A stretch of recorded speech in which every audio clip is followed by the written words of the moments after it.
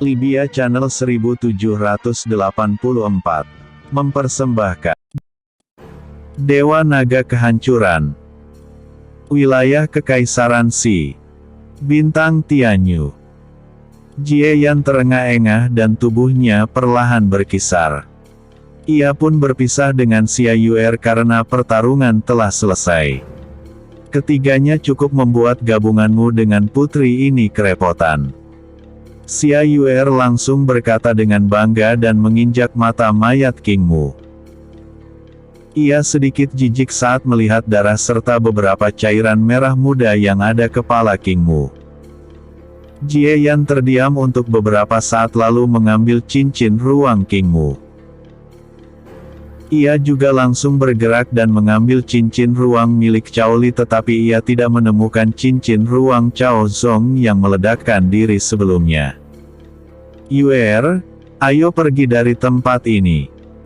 Walaupun tempat ini cukup terpencil, ini tepat jalur berpergian ke Kekaisaran Xi. Jika ada yang datang, semuanya akan lebih merepotkan. Ucap Jie Yan dan langsung mengeluarkan sayapnya dan terbang ke arah Kekaisaran Xi berada. Xia Yuer langsung mengangguk patuh dan duduk di kursi VIP-nya dan memasang wajah bangga dari waktu ke waktu karena ia akhirnya telah menghabisi musuh setingkat itu bersama dengan Jie Yan. Ia ingin memamerkan pencapaiannya di depan Xiao Zia yang merupakan saingannya. Setelah beberapa hari Jie Yan pergi dari lokasi pertempuran, beberapa sosok tiba di sana dan melihat jejak pertempuran yang cukup intens. Jie Yan sama sekali tidak membuang mayat Kingmu dan Cao Li karena ia merasa itu tidak diperlukan. Beberapa sosok yang tiba menggunakan jubah yang sama dengan Cao Zong dan Cao Li, tanda mereka adalah anggota organisasi Gerhana Matahari. Cao Zong dan Cao Li telah gagal. Aku mengetahui misi mereka. Ayo laporkan hal ini kepada tetua yang terkait. Pemimpin regu kecil itu pun langsung mengumpulkan mayat Cao Li dan ia tahu kemunculan Cao Zong pasti meledakkan diri. Bagaimana dengan mayat murid sekte pedang itu? Tanya sosok lainnya. Biarkan binatang buas memakannya. Itu bukan urusan kita. Pemimpin regu kecil itu menjawab dan langsung terbang ke arah tertentu bersama dengan semua bawahannya. Sangat terbukti bahwa mereka semua memiliki tingkat kultivasi penguasa abadi. Dari hal ini pun, sangat terlihat bahwa organisasi Gerhana Matahari memang sangat kuat karena banyak anggota mereka yang memiliki level kultivasi setinggi itu. Sekte Pedang. Di sisi lain, tetua kelima melihat giok kehidupan milik Kingmu telah hancur. Dan ia melihat bahwa Jie Yan lah yang membunuhnya. Bajingan. Tetua kelima mengamuk di dalam vilanya seorang diri. Semua benda-benda yang ada di sana hancur berantakan dan tidak lama kemudian, ia pun menenangkan dirinya. Organisasi Gerhana Matahari sialan. Apakah mereka tidak bisa membawa anggota kuat menghabisi bocah itu? Apa artinya biaya 20 juta batu roh kelas atas? Tetua kelima semakin marah saat ini. Namun, sebelum amarahnya meledak kembali, tetua kelima menerima sebuah pesan di giok komunikasi miliknya. Apakah ada masalah pada makam pedang kematian? Ketika membaca pesan itu, tetua kelima tampak sedikit bingung.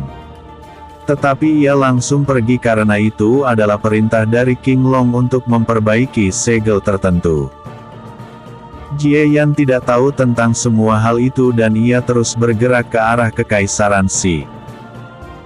Ia berhenti beberapa kali dan kali ini tidak ada kendala sama sekali ketika ia mendekat ke Kekaisaran Xi. Tidak lama lagi kita akan tiba, Yuer. Ucap Jie Yan saat melihat Xia Yuer yang tampak cemberut karena bosan selama perjalanan. Benarkah?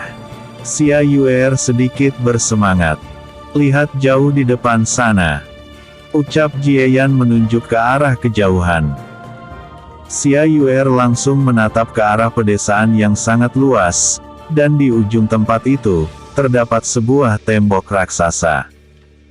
Kota megah tak berujung terlihat dalam sekejap.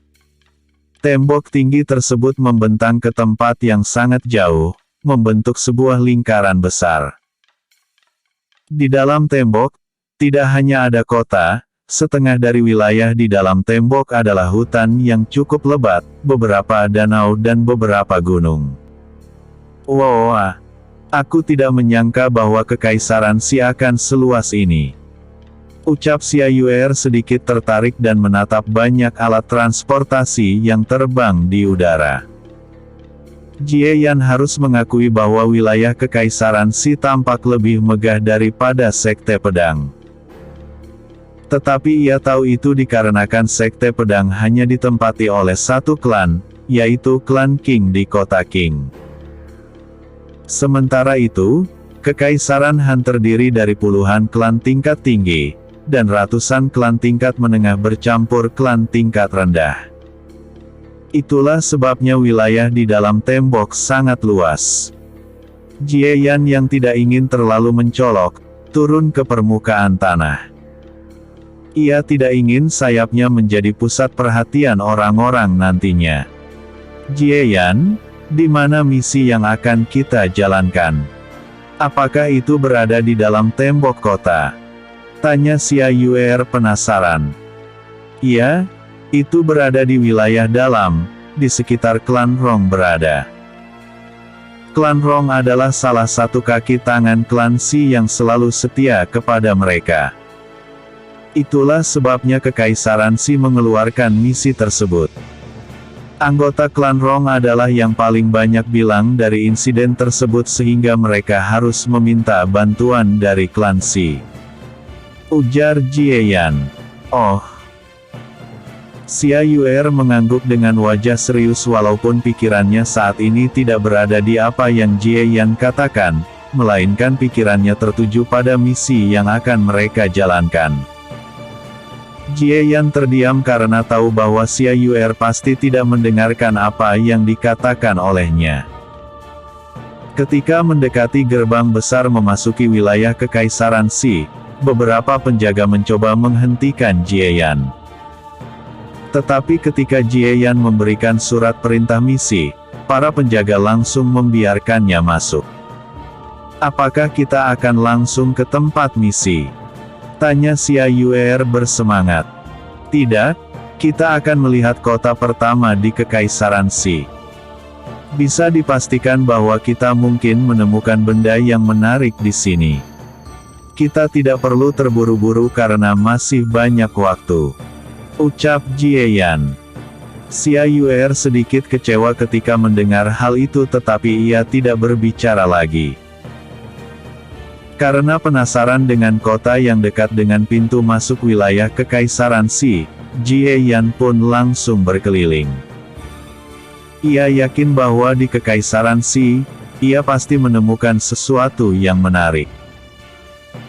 Alasan tentu sederhana, wilayah terbesar di Bintang Tianyu adalah milik Kekaisaran Xi, dengan jumlah kota yang cukup banyak di dalam tembok. Dikatakan bahwa wilayah Kekaisaran Xi mencakup puluhan kali lebih besar dari wilayah Sekte Pedang. Jalanan sangat ramai, di semua tempat terlihat banyak pedagang di pinggir jalan. Mereka semua berasal dari luar wilayah Kekaisaran Xi dan mencoba memperdagangkan benda-benda yang mereka miliki di sana. Saat berjalan dan melihat semua yang ada di kota itu, Jieyan menatap ke arah tertentu tempat banyak kultivator berkerumunan. Saat Jieyan mendekat, ia mendengar suara seseorang dari arah tersebut yang menawarkan barang dagangannya. Ayo, pilihlah benda-benda yang kalian suka. Semua benda-benda ini adalah benda kuno, benda-benda antik ini tidak akan ditemukan dimanapun.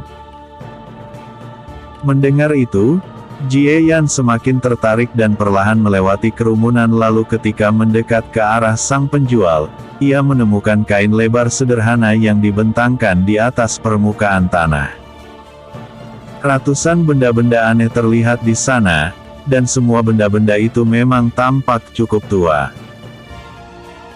Jie Yan dengan mata dewa, tidak langsung melihat ke arah benda, melainkan ke arah penjual yang tampak sangat tua. Dia terlihat bisa ditampar hingga mati hanya dengan satu lambaian tangan. Pria tua tersebut berdiri dengan tubuh sedikit gemetaran. Selain dari itu, dua pemuda tampak berdiri sedikit di belakangnya. Kedua pemuda itu menggunakan pakaian yang sama seperti pakaian murid aliran tertentu. Ketika mata Dewa Jie Yan menyapu tubuh pria tua itu, ia membeku sesaat karena ia sedikit bingung.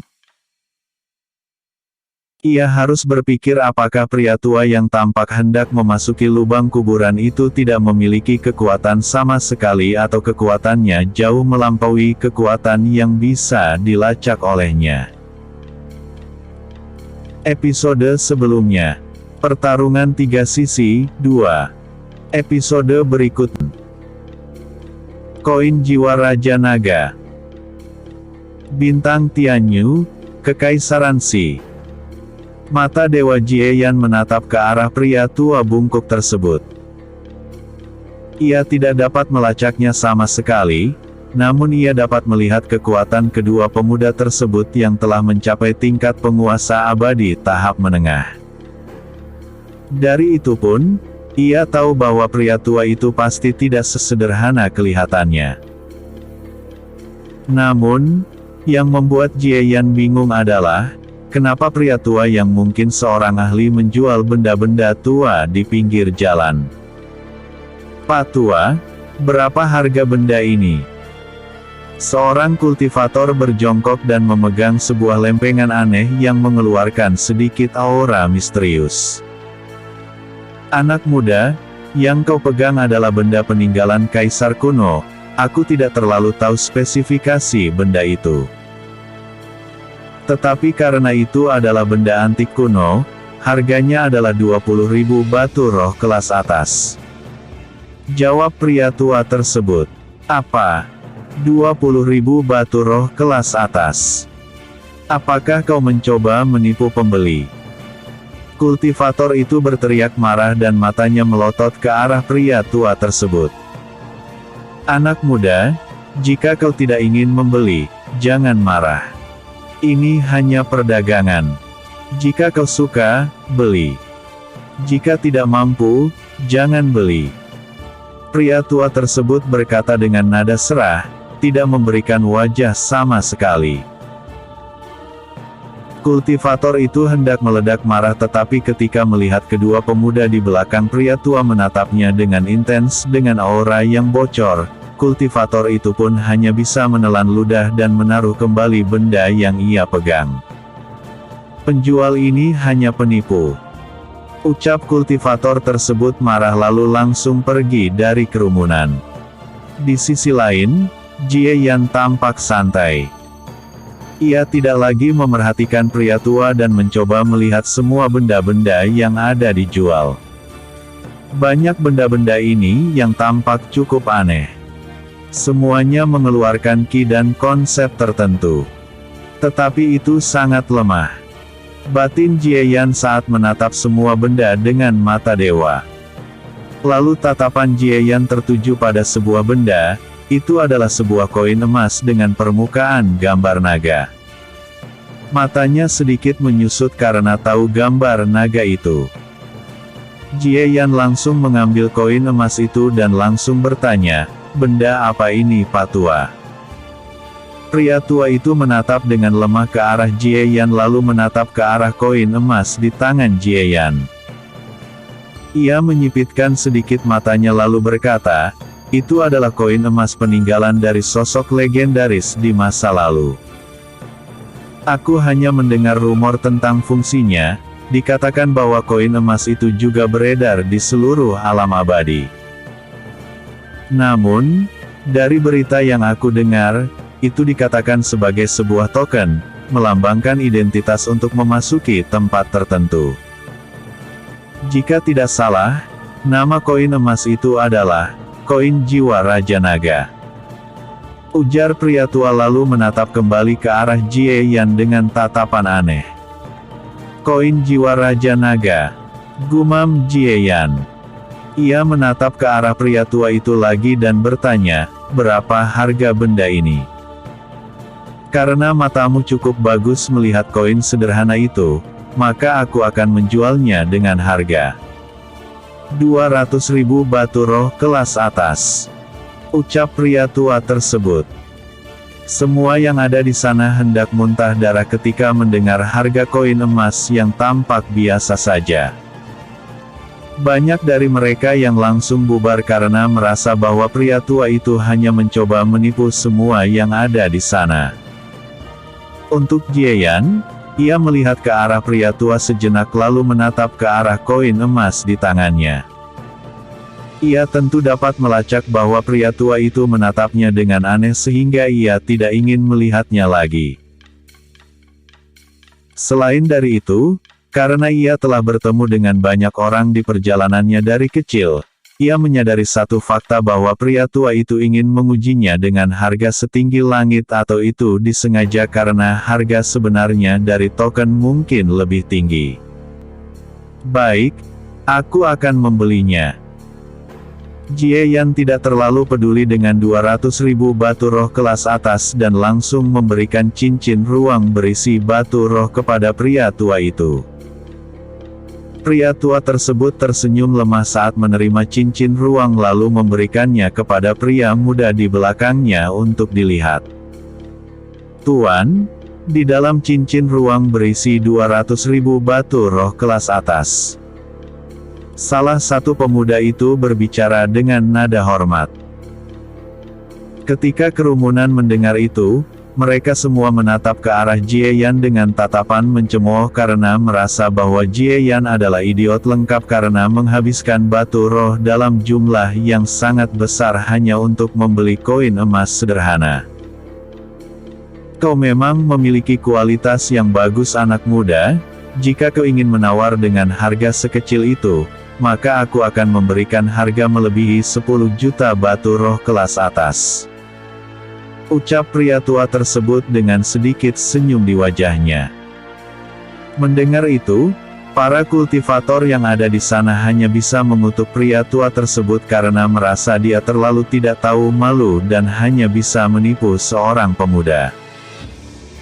Jie Yan tersenyum karena merasa bahwa apa yang dikatakan pria tua itu pasti benar. Sesepuh, bisakah Anda mengatakan siapa nama Anda? Yan Di. Jie Yan mengangguk kecil saat menghafal nama itu di dalam hatinya. Ia menatap ke arah semua benda lainnya tetapi tidak ada lagi yang menarik minatnya. Ia pun langsung pergi dari hadapan pria tua bernama Yan Di tersebut. Saat pergi, Xia Yuer yang penasaran, langsung bertanya, Jie Yan, kenapa kau membeli benda yang tampak hanya seperti koin biasa? Yuer, pria tua itu tidak sederhana. Dan koin jiwa Raja Naga yang aku beli mengeluarkan aura yang aku kenal. Itu adalah aura yang sama dengan milik Xiao Bai. Ujar Jie Yan saat terus berjalan dan memperhatikan koin emas di tangannya. Xiao Bai. Tunggu, bukankah dia yang kau katakan mengajarimu beberapa teknik kuat dan cara untuk mengendalikan darah naga di dalam tubuhmu? Tanya Xia Yuer karena tampak mengingat sesuatu. Ya, itu dia. Walaupun mungkin benda ini hanya biasa saja, itu tidak masalah sama sekali membelinya karena ini mungkin berhubungan dengan Xiao Bai. Ujar Jie Yan dan terus bergerak di kota tersebut. Xia Yuer tidak berbicara lagi karena Jie Yan sudah memutuskan. Sementara itu, pria tua yang bernama Yan Di menatap ke arah kejauhan dengan senyum di wajahnya. Karena apa yang terjadi sebelumnya, tidak ada lagi yang berminat untuk menawar benda-benda antik yang memiliki harga selangit. Kedua pria muda di belakang pria tua sebelumnya langsung mengemasi semua benda yang ada di sana dan langsung menghilang membawa pria tua tersebut lalu muncul di tempat tertentu di atas tembok kota. "Tuan tua, kenapa Anda menjual benda peninggalan berharga itu? Aku pernah mendengar bahwa koin jiwa Raja Naga dicari oleh banyak kekuatan besar di alam abadi," ucap salah satu pemuda di belakang pria tua tersebut. "Cucu kecil, aku sudah hidup terlalu lama. Alasan kenapa aku menjual benda itu kepada pemuda sebelumnya, itu dikarenakan dia mengingatkanku kepada seseorang yang pernah aku layani di masa lalu." Yandi berkata dengan nada serak, suaranya tampak seperti seseorang bernostalgia. Kedua pemuda yang tidak lain adalah cucu Yandi itu pun saling memandang karena mereka tentu tahu siapa yang dilayani oleh leluhur tertua klan Yan mereka. "Tuan tua, apakah pemuda itu berhubungan dengan klan surgawi Yan?" tanya salah satu dari pemuda tersebut. Yandi tidak menjawab dan menatap ke arah kejauhan. Matanya yang sudah rabun karena usia mencoba melihat ke arah tempat Jie Yan berada lalu tersenyum. "Jika dugaanku benar, maka ini seperti yang dikatakan oleh tuan yang aku layani di masa lalu bahwa suatu hari nanti, seseorang yang membawa darahnya akan datang dan membawa klan Yan menuju kejayaan kita sekali lagi," ucap Yan di saat aura di tubuhnya tampak melemah karena sedikit bersemangat. Kedua pemuda itu langsung gugup karena tuan tua yang merupakan leluhur pertama klan Yan mereka memang sudah berada di ambang kematian. Hanya semangatnya yang membuatnya tetap hidup. Keduanya pun langsung membawa Yan pergi karena khawatir kondisinya akan semakin buruk. Episode sebelumnya, Wilayah Kekaisaran Xi. Episode berikutnya, Klan Rong. Bintang Tianyu, Kekaisaran Xi. Setelah mengelilingi kota itu selama beberapa hari, Jie Yan pun tidak menemukan sesuatu yang menarik lagi lalu bergerak ke arah tempat klan Rong berada. Jie Yan tidak tahu bahwa pria tua yang bernama Yandi yang ia temui sebelumnya adalah seseorang yang kenal dengan keluarganya di masa lalu. Jarak antara gerbang tembok kota ke tempat klan Rong berada cukup jauh karena klan Rong juga sangat dekat dengan tempat klan Xi berada. Karena Jie Yan tidak ingin menarik perhatian para kultivator, ia pun menaiki alat transportasi biasa dengan biaya harga 5.000 batu roh kelas atas ketika mencapai kota terdekat dengan klan Rong. Menggunakan alat transportasi yang tersedia di banyak tempat di Kekaisaran Xi, jarak dari tembok kota ke klan Rong tentu akan dipersingkat menjadi beberapa hari. Jika Jie Yan tidak menaiki alat transportasi, bisa dipastikan bahwa butuh waktu seminggu untuk pergi ke klan Rong berada. Itu membuktikan bahwa wilayah Kekaisaran Xi memang sangat luas. 3 hari kemudian, alat transportasi yang dinaiki oleh Jie Yan pun mendarat di kota tujuan. Kota ini cukup dekat dengan klan Rong menurut peta yang kita akan sampai dalam waktu kurang dari 1 hari jika bergerak dengan santai, ucap Jie Yan saat perlahan turun dari alat transportasi. Xia Yuer di sisi lain berdiri dengan bangga di bahu Jie Yan sambil melipat tangannya. "Akhirnya kita sudah dekat dengan tujuan. Aku ingin melihat bintang roh apa sebenarnya yang menjadi misi kita. Putri ini tidak sabar untuk melawan mereka," ucap Xia Yuer dengan wajah serius dan itu terlihat sangat imut. Jie Yan hanya diam dan langsung bergerak di darat ke arah klan Rong berada. Ia tidak mau lagi menunda waktu. Menurut perkiraan, untuk mencari keberadaan musuh juga pasti membutuhkan waktu. Selain dari itu, kekuatannya juga harus ditingkatkan lagi agar ia dapat melawan musuh. Karena masih banyak waktu, Jieyan berencana untuk menetap di sekitar klan Rong dalam waktu cukup lama. Dan yang lainnya, ia ingin pergi ke pusat kota Kekaisaran Xi yang berjarak beberapa hari dari klan Rong. Waktu terus berlalu, dan tidak sampai 1 hari kemudian setelah bergerak, Jieyan pun tiba di klan Rong. Tempat klan Rong berada tepat berdiri di dekat sebuah hutan yang sangat lebar. Dari hal itu pun, Jieyan langsung memahami bahwa itu pasti binatang roh.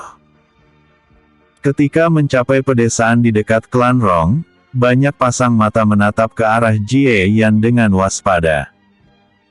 Hal ini tentu saja sangat wajar karena dalam beberapa bulan belakangan, banyak orang yang hilang.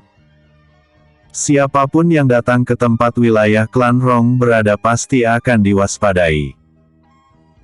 Jieyan yang perlahan berjalan, langsung berhenti di tempat ketika 2 sosok tampak bergerak ke arahnya.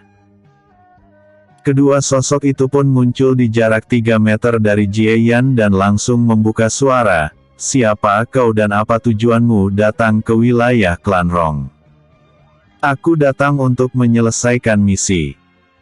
Jieyan pun mengeluarkan salinan misi yang ia terima dari tetua di Sekte Pedang. Saat menerima salinan misi tersebut, kultivator yang merupakan anggota klan Rong menyerit sedikit saat melihat Jieyan dari atas ke bawah. Alasannya tentu karena itu kultivasi Jieyan yang hanya berada di tingkat jiwa abadi tahap akhir, bahkan dirinya berada di tingkat jiwa abadi tahap puncak. Namun, karena Jieyan memiliki salinan misi yang mereka ajukan kepada Kekaisaran Xi, kultivator itu pun tidak berbicara apa-apa walaupun tidak puas bahwa murid Sekte Pedang yang dikirim ke tempat mereka hanyalah murid lemah. "Ikuti kami akan mengantarmu ke tempat Patriark berada," ucap anggota klan Rong dan langsung memimpin jalan. Jieyan langsung mengikuti kedua kultivator tersebut ke arah klan Rong berada. Saat melewati gerbang klan Rong, ia dapat melihat bahwa suasana di klan Rong tegang setiap saat. Melalui persepsi Jieyan, ia telah melacak bahwa anggota klan Rong mencapai angka beberapa ribu jiwa. Banyak dari mereka yang memancarkan aura kuat. Klan ini cukup kuat. Dari informasi, Patriark klan Rong adalah seorang kultivator tingkat Raja Abadi. Batin Jieyan saat terus mengikuti. Ia merasa cukup aneh saat ini, jika Patriark klan Rong mencapai level seperti itu, dia pasti bisa menyelesaikan masalah itu seorang diri. Atau, ada sesuatu yang terjadi terhadap Patriark klan Rong sehingga dia tidak bisa bergerak. Sesampainya di rumah utama klan Rong, 2 kultivator yang membawa Jieyan langsung melaporkan hal itu kepada para penjaga kediaman utama. Para penjaga juga menatap Jieyan dengan tatapan tidak puas karena tentu mereka dapat melihat kekuatan Jieyan. Tetapi mereka hanya bisa mengantar Jieyan agar Patriark klan Rong yang memutuskan seorang diri apakah pendaftaran misi diteruskan atau tidak. Setelah kedua kultivator sebelumnya pergi, penjaga kediaman utama membawa Jieyan ke dalam bangunan tersebut. Mereka melewati ruangan beberapa kali lalu penjaga itu pun berbicara, "Tunggulah di ruangan ini, aku akan melaporkan kepada Patriark." Jieyan tidak peduli sama sekali dengan sikap para penjaga itu. Ia hanya memperhatikan tempat itu dengan seksama. Ruang tamu klan Rong memang cukup nyaman untuk ditempati.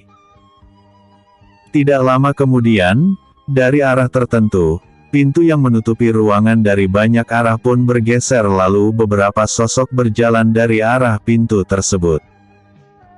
Jieyan yang telah mengaktifkan mata dewa, menatap ke arah Patriark klan Rong yang terlihat cukup tua. Di belakang Patriark klan Rong, 2 pria parubaya berjalan mendampingi. Untuk formalitas, Jieyan perlahan berdiri untuk menyambut Patriark klan Rong. Alasan ia tahu bahwa itu adalah patriark klan Rong, tentu dikarenakan dengan mata dewa ia dapat melihat basis kultivasi patriark klan Rong, itu setara dengan tetua yang tidak terkenal di Sekte Pedang. Maaf membuatmu menunggu anak muda. Aku adalah patriark klan Rong saat ini. Silahkan duduk. Ucap patriark klan Rong tidak tinggi atau rendah. Jie Yan duduk kembali, dan patriark klan Rong duduk di seberang meja kecil bersama dengan dua pria paruh baya yang menatapnya dengan wajah sedikit cemberut. Aku datang ke klan Rong untuk menyelesaikan misi dari Sekte Pedang. Jie Yan yang tidak ingin bertele-tele pun memberikan kertas salinan misi kepada patriark klan Rong. Saat mengambil kertas misi, patriark klan Rong berbicara, "Bisakah kami mengetahui siapa namamu anak muda?" Jie Yan. Patriark klan Rong menaikkan sedikit alisnya dan berkata dengan sedih senyum di wajahnya, "Bukankah kau pemenang kompetisi di Sekte Pedang?"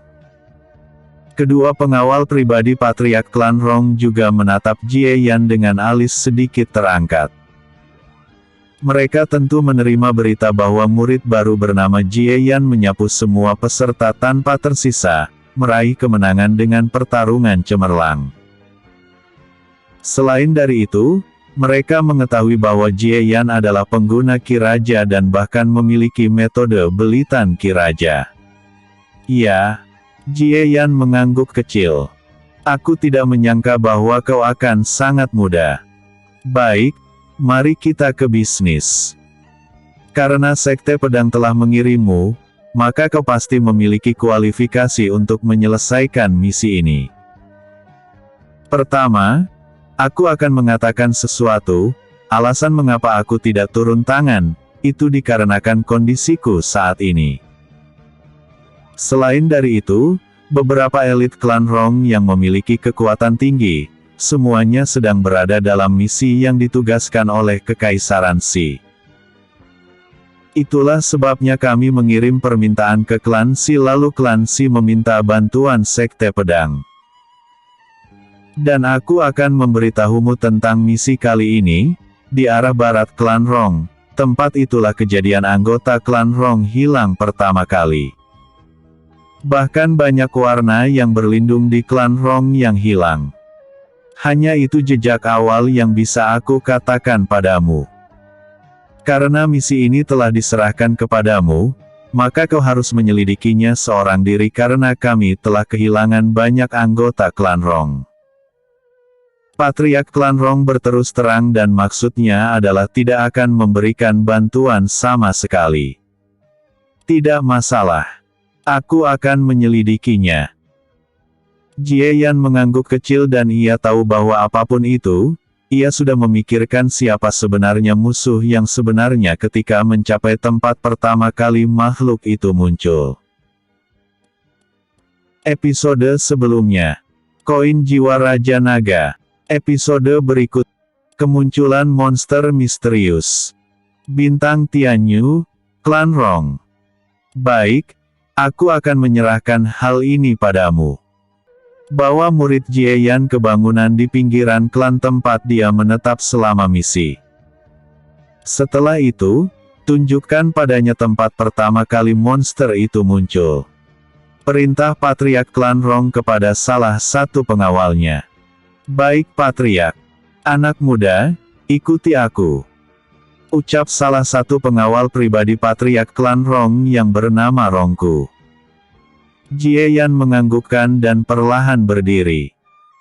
Setelah berpamitan kepada patriark klan Rong, ia pun mengikuti Rongku keluar dari kediaman patriark.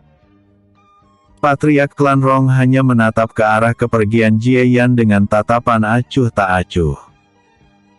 Sementara satu pengawal patriark klan Rong lainnya menatap sedikit dingin ke arah kepergian Jie Yan. Tidak lama kemudian, Jie Yan pertama dibawa ke kediaman sederhana, tempat menetap sementara yang disediakan oleh klan Rong. Tempat itu tepat berada di dekat hutan, sebuah desa kecil yang hanya terdiri dari puluhan rumah sederhana. Setelah mengetahui di mana ia tinggal untuk beberapa waktu, Jieyan pun mengikuti Rongku ke tempat pertama kali monster yang disebutkan oleh Patriark klan Rong muncul. Di tempat inilah pertama kali monster itu muncul. Rongku menunjuk ke arah pepohonan yang banyak hancur karena pertarungan singkat. Jieyan hanya menatap tempat itu dengan seksama, mencoba untuk mencari petunjuk. Tuan Rongku, berapa banyak kultivator dan berapa banyak orang biasa yang menghilang selama sebulan lebih ini? Tanya Jieyan sambil terus menatap ke arah tempat kejadian. Untuk anggota inti klan Rong, ada 9 kultivator tingkat penguasa abadi tahap menengah, lebih dari 10 kultivator tingkat penguasa abadi tahap awal. Untuk orang biasa, jumlah yang menghilang mencapai angka ratusan. Jawab Rongku. Apakah hanya ini tempat pertempuran terjadi? Dan siapa yang pertama kali menghilang? Tanya Jieyan. Ya, hanya tempat ini yang pernah terjadi pertempuran. Dan yang pertama kali hilang adalah putra dari Patriark. Jawab Rongku dengan wajah sedikit muram. Apakah Patriark memiliki anak lainnya? Tanya Jieyan. Ya, kultivator yang berada di ruangan tadi bersama Patriark adalah putra tertua Patriark, dan dia adalah calon Patriark berikutnya. Yang menghilang adalah putra kedua Patriark. Selain dari itu, saat ini putri Patriark dijaga dengan ketat karena menurut perhitungan semua tetua klan, monster itu mengincar garis keturunan Patriark klan Rong.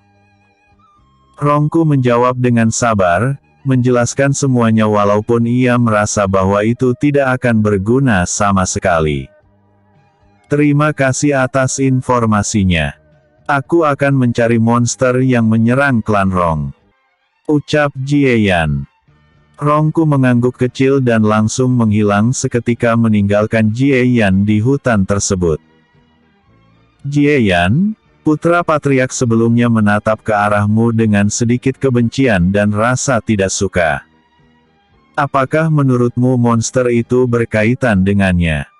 Xia Yuer yang selama ini menjadi pengamat, langsung bertanya.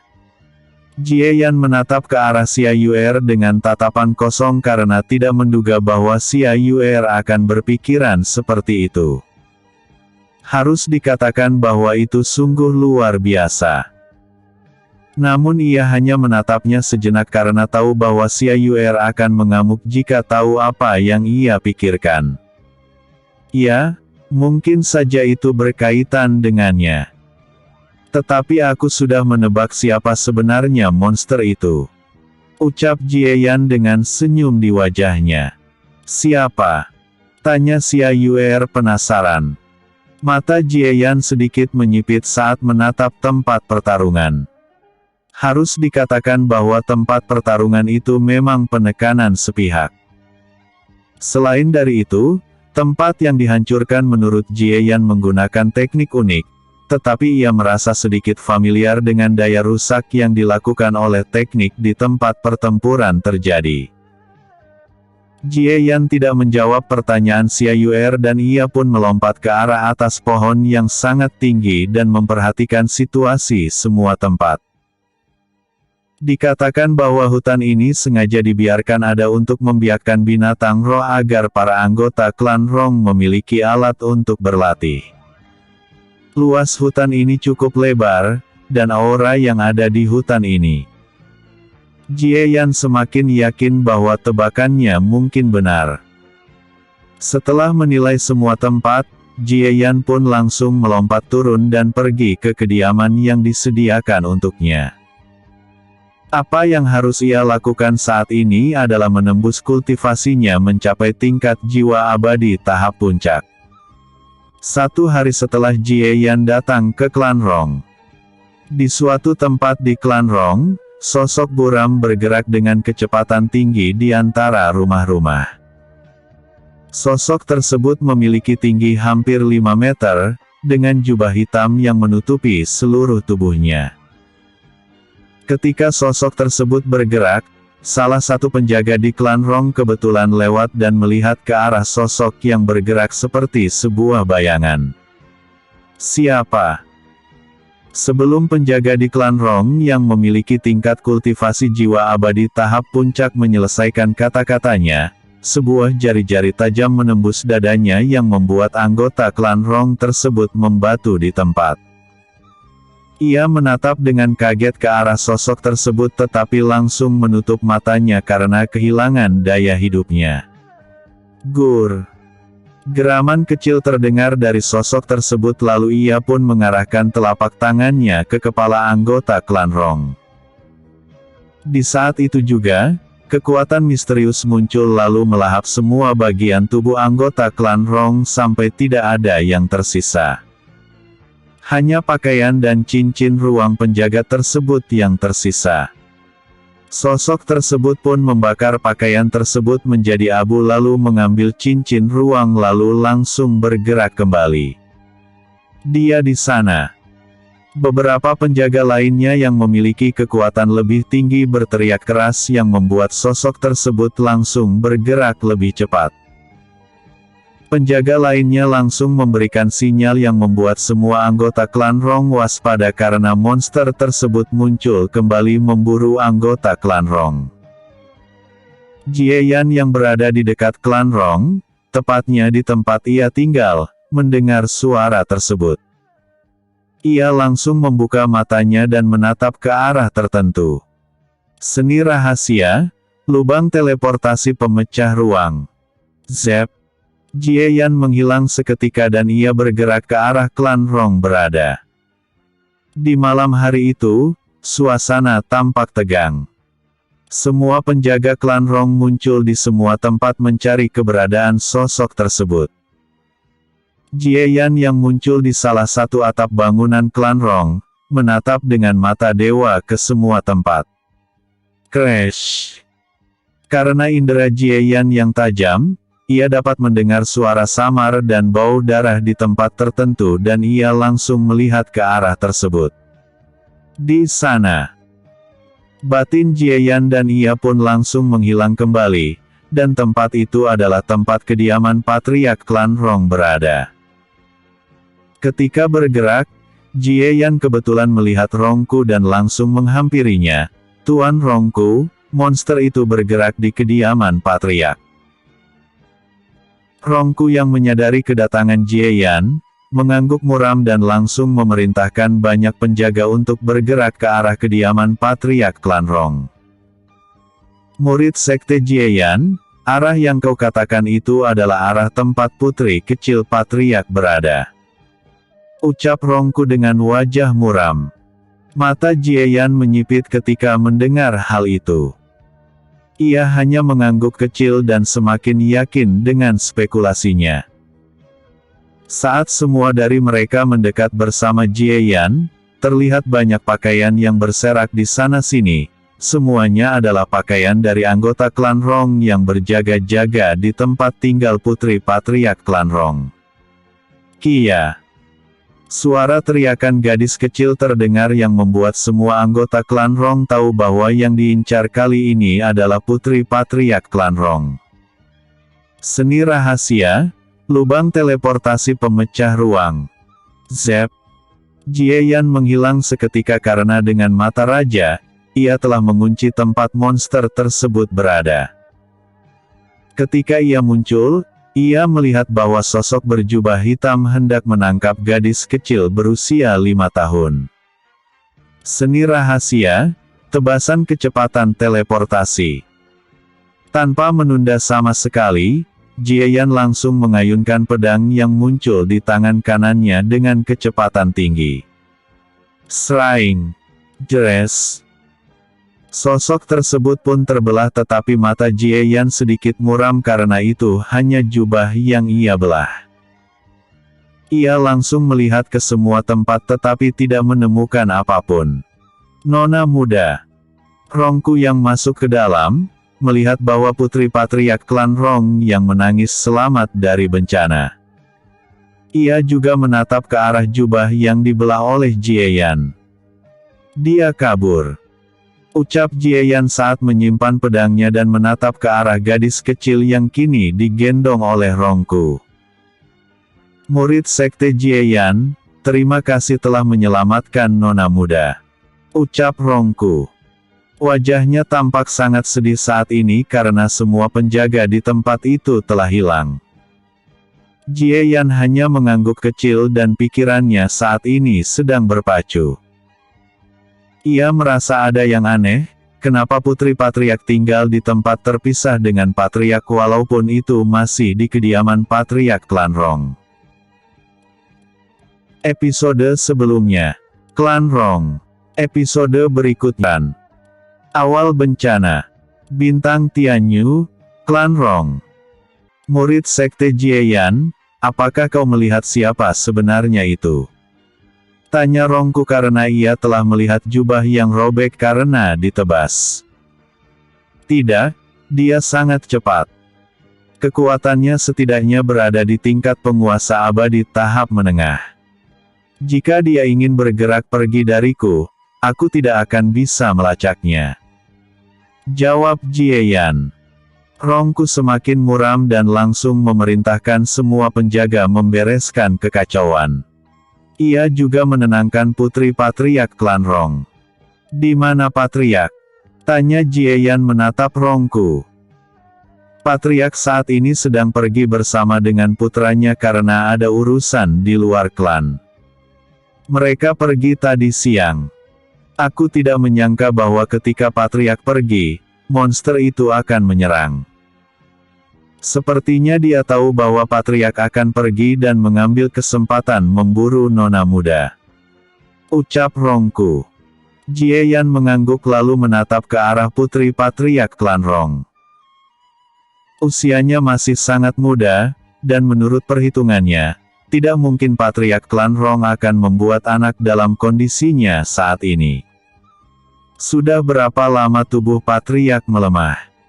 Tanya Jieyan untuk mengkonfirmasi tebakannya. Hampir 10 tahun. Jawab Rongku. Jadi dia. Jieyan menghentikan kata-katanya saat menunjuk ke arah Putri Patriark Klan Rong. Rongku terdiam karena ia langsung menebak apa yang dipikirkan oleh Jieyan dan kenapa Jieyan bertanya tentang kondisi Patriark. Maaf murid Sekte Jieyan, ini adalah rahasia klan. Jawab Rongku. Jawaban Rongku membenarkan spekulasi Jieyan karena anak kecil itu bukan putri kandung Patriark. Ini membuatnya semakin heran dan memikirkan kemungkinan lainnya. Yaitu, apakah monster tersebut berkaitan dengan anak kecil yang digendong Rongku?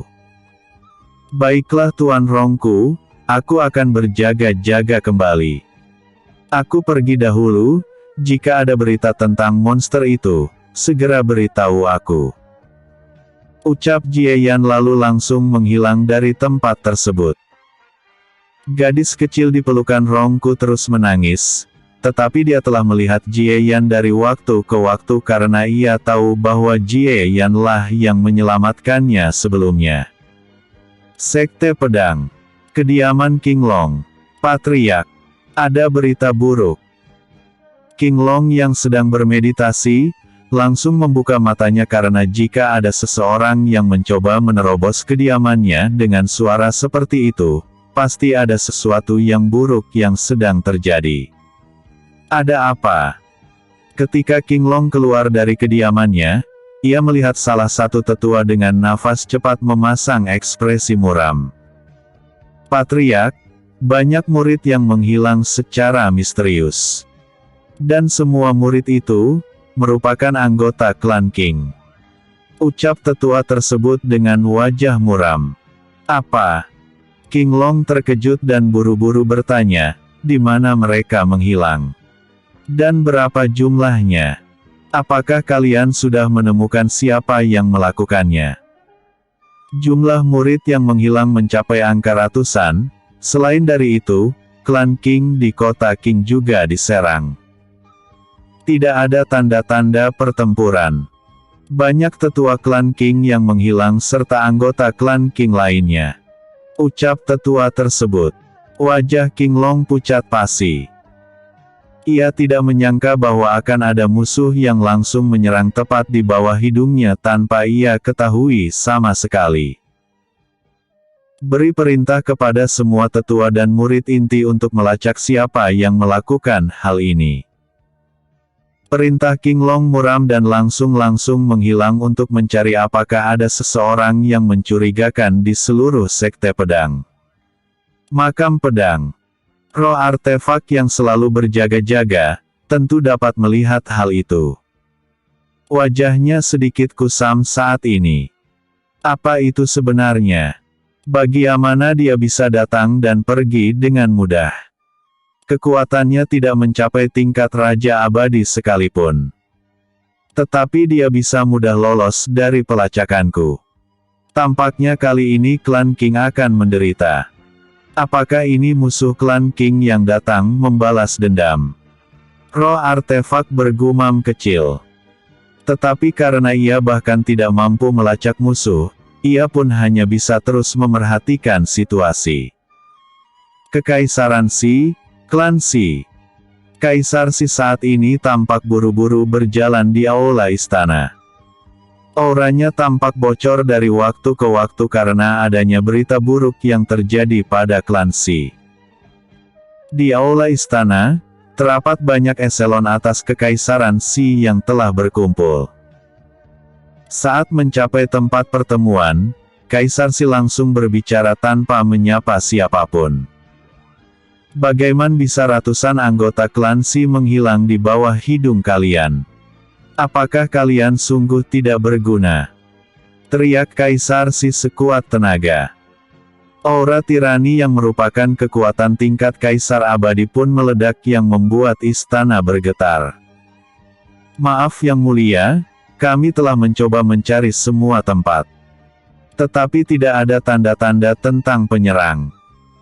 Menteri Kanan langsung berbicara dan mencoba menenangkan Kaisar Xi. Bagaimana aku bisa tenang saat banyak anggota klan Xi hilang tanpa jejak? Apa kau ingin bercanda denganku? Kaisar Xi semakin marah saat menatap Menteri Kanan. Menteri Kiri langsung angkat suara, "Yang mulia, aku mendapatkan kabar bahwa kejadian ini juga terjadi di klan Rong, klan lainnya dan bahkan sekte pedang." Kaisar Xi tercengang. Di saat itu juga aura tirani yang ia lepaskan perlahan surut. Apa kau bilang klan Rong? Kaisar Xi entah mengapa merasa sedikit gelisah saat ini. Tidak ada yang memperhatikan kegelisahan Kaisar Xi dan Menteri Kiri berbicara kembali. Ya, selain dari itu, berita penting lainnya adalah, semua yang menghilang adalah anggota klan, yang tidak terkait dengan klan, tidak ada yang jatuh. Hal yang sama terjadi di sekte pedang. Kaisar Xi semakin terkejut dan mencoba memikirkan siapa yang melakukan hal itu. Tidak mungkin itu dilakukan oleh sekte pedang karena di sana, anggota klan King juga menghilang. Apakah ini ulah organisasi Gerhana Matahari? Batin Kaisar Xi. Ia sudah membuat mereka menjadi salah satu tersangka tanpa sadar. Cepat kerahkan semua prajurit, tetua dan yang lainnya. Cari jejak musuh itu dengan segala cara. Perintah Kaisar Xi saat ia menghilang seketika. Para eselon atas kekaisaran Xi pun langsung bergerak menjalankan perintah Kaisar Xi. Sementara itu, Jie Yan yang kembali ke kediamannya, tidak tahu bahwa kejadian yang sama terjadi di banyak tempat, bahkan di klan Xi dan sekte pedang. Jie Yan, apakah kau mencoba untuk menerobos ke tingkat jiwa abadi tahap puncak? Tanya Xia Yuer dengan mata polos dan imut. Ya, aku merasa gelisah saat ini. Selain dari itu, aku bukan hanya ingin menembak ke tingkat jiwa abadi tahap puncak, tetapi ke tingkat penguasa abadi tahap awal sekaligus. Jawab Jie Yan karena ia merasakan firasat buruk. Jika ia tidak mencapai tingkat kekuatan itu, ia merasakan krisis luar biasa akan terjadi padanya. Ketika Jie Yan mengatakan itu, Xiao Zia yang semula berada di ruang jiwa langsung keluar. "Apa yang kau pikirkan?" tanya Xiao Zia karena ia tahu bahwa Jie Yan bukan seseorang yang sembrono dan mencoba meningkatkan kekuatannya dengan cara tergesa-gesa. "Aku merasakan firasat buruk. Aku tidak tahu apa itu, tetapi ini membuatku harus mencapai tingkat penguasa abadi tahap awal apapun yang terjadi," ucap Jie Yan dengan mata serius. Xiao Zia terdiam dan mengangguk kecil. "Aku akan menggunakan formasi agar potensi tubuhmu tidak terkuras. Namun, ketika kau mencapai tingkat penguasa abadi tahap awal, kau harus menyetabilkan fondasi tubuhmu setidaknya dalam waktu 2 tahun. Jie Yan terdiam karena ia yakin bahwa dalam 2 tahun, ia pasti akan mencapai tingkat penguasa abadi tahap menengah paling tidak jika berkultivasi secara normal. Namun, saat ini ia tidak ingin menunggu. Ketika merasakan firasat buruk seperti itu, ia yakin bahwa itu pasti akan terjadi. "Lakukan," ucap Jie Yan dengan wajah serius dan Xiao Zia pun mengangguk lalu membuat formasi untuk membantu Jie Yan menerobos ke tingkat penguasa abadi, tetapi itu akan memperlambat kultivasi Jie Yan setidaknya 1 tahun. Episode sebelumnya. Kemunculan monster misterius. Episode berikutnya. Tingkat penguasa abadi tahap awal.